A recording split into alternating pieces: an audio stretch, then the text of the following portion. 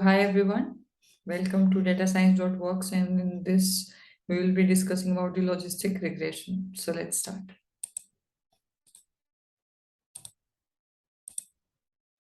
So let's start the logistic regression.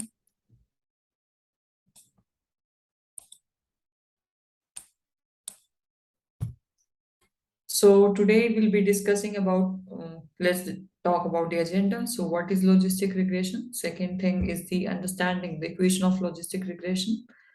Then the graphical understanding of logistic regression. And finally, we'll be doing coding.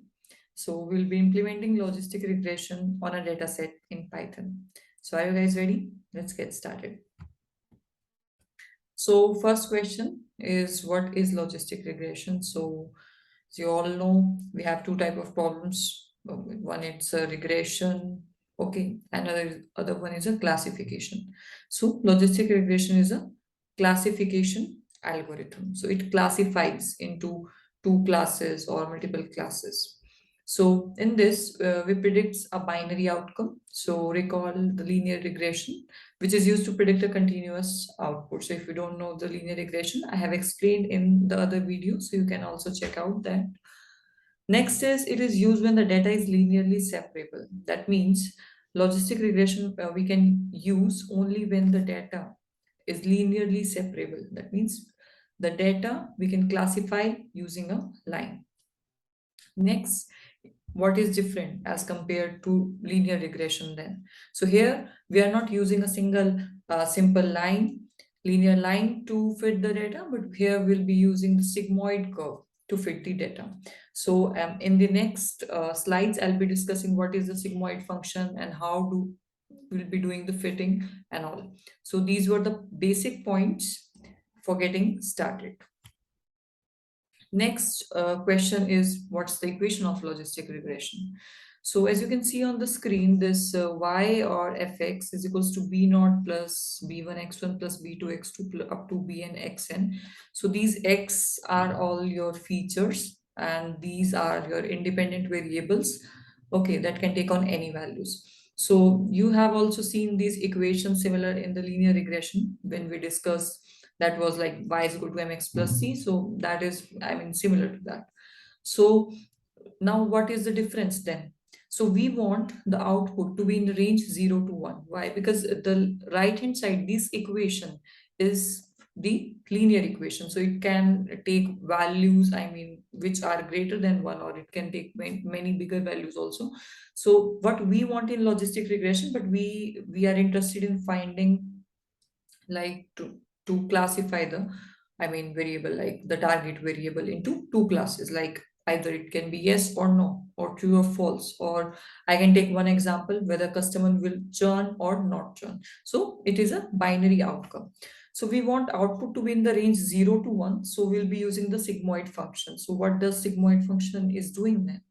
So it squeezes the output value to be in that range. How? We'll be checking that in next slide. So sigmoid function equation is simple. It's just 1 plus 1, 1 divided by 1 plus e to the power of minus x. Here in logistic regression, what we're doing is we are doing e to the power minus of fx, right? So in the summary, I can say is logistic regression is the sigmoid of your fx. Your fx is the simple linear function that we have already checked. So that's what we discussed till now.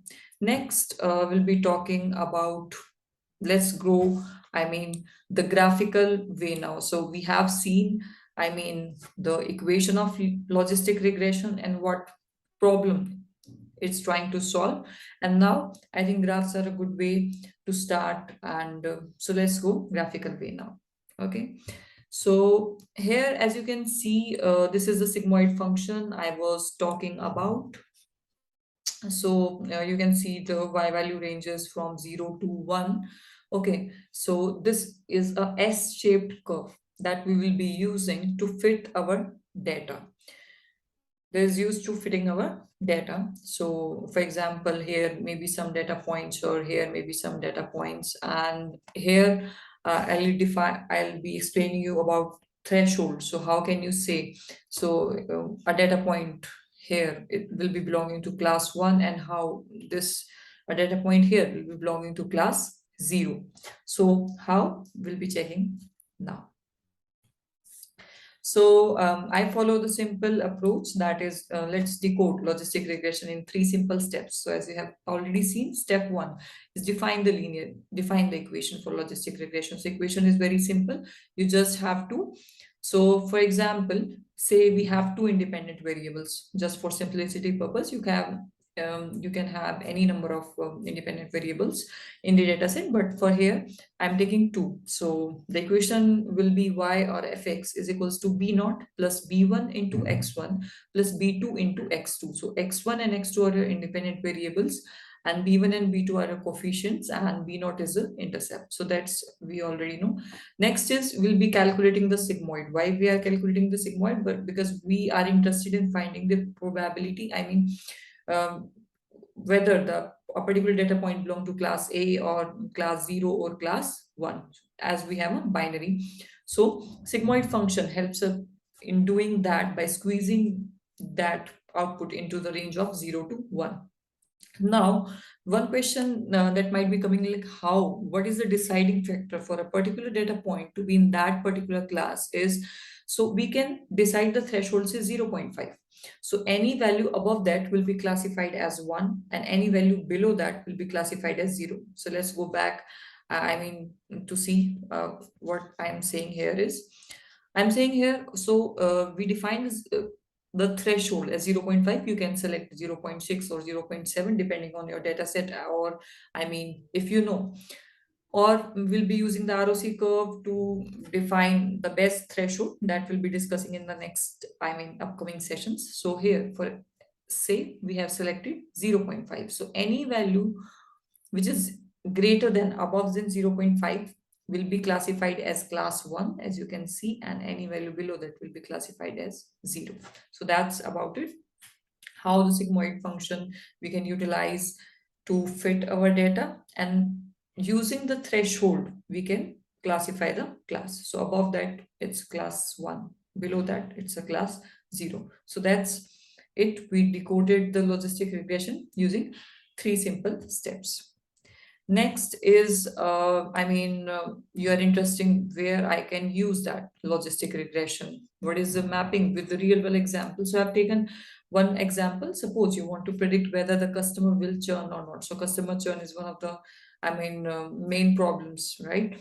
So you have to predict whether the customer will churn or not. So 0 or 1. So it's, as a target variable is binary, 1 and 0. So we can apply logistic regression. We can think of applying logistic regression as your target variable is binary. It is having 2 classes. So sigmoid will give us the values in range as I discussed before, and hence we can set a threshold, say 0.6 or 0.5 or 0.7, that we have to decide. So 0.5 is the default, we can use, you can use in most of the cases. So above that value customer will churn. So for a 0.6 threshold, above that value the customer will be churning, and below that the customer will not churn. So that's it. We mapped it with the real world example. I made it clear using the example, the equation, the sigmoid function, and the graphs. So we most of the thing we already completed. Now, enough theory, let's code it. So use for coding, I'll be using the Google Collaboratory. I have prepared one notebook and I'll be sharing with you and how we can simply code this logistic regression using 4 simple steps. So let's first discuss what are these steps. So can you guess? I have already discussed in my previous slides. So code will be using the 4 simple steps. First is the get the data, right? Because what we're doing is already always on the data. So we have to get the data first. Next is creating the model. So we'll be creating the logistic regression model. Third is we'll be fitting this on our data set. And next is the predictions from the model. So that's it. So we'll be going to the Google Collaboratory and I'll show you how to code it. So this is my, logistic regression notebook. So first step, I can zoom it.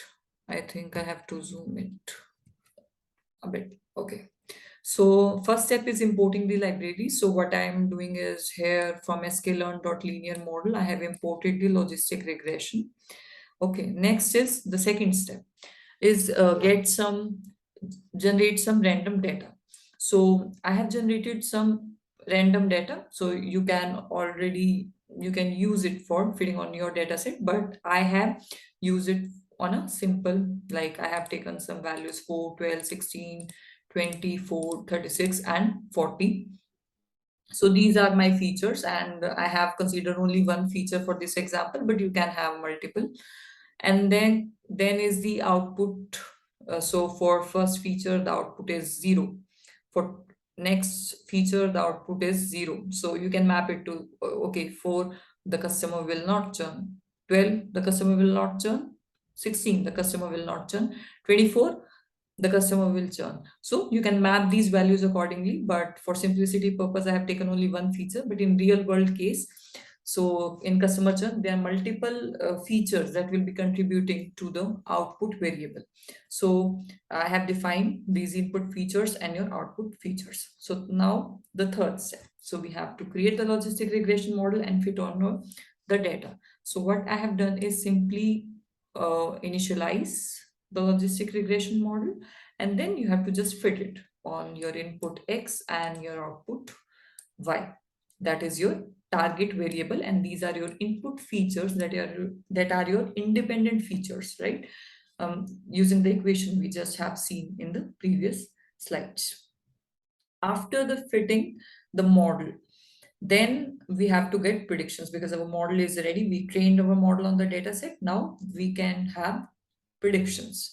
So in predictions, basically what we have to do, so for two rows, say I want to predict for 13 and I want to predict for 16. So two things I have to predict. So I just do my logistic regression model, which I trained, this model dot predict and my prediction array. You just have to call the model dot predict and input your prediction array that you want predictions for. So it gave me that the customer will not churn for these two values.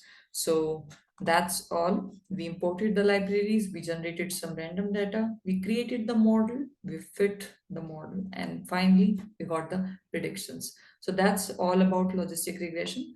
And congratulations, you successfully completed the logistic regression. Thank you.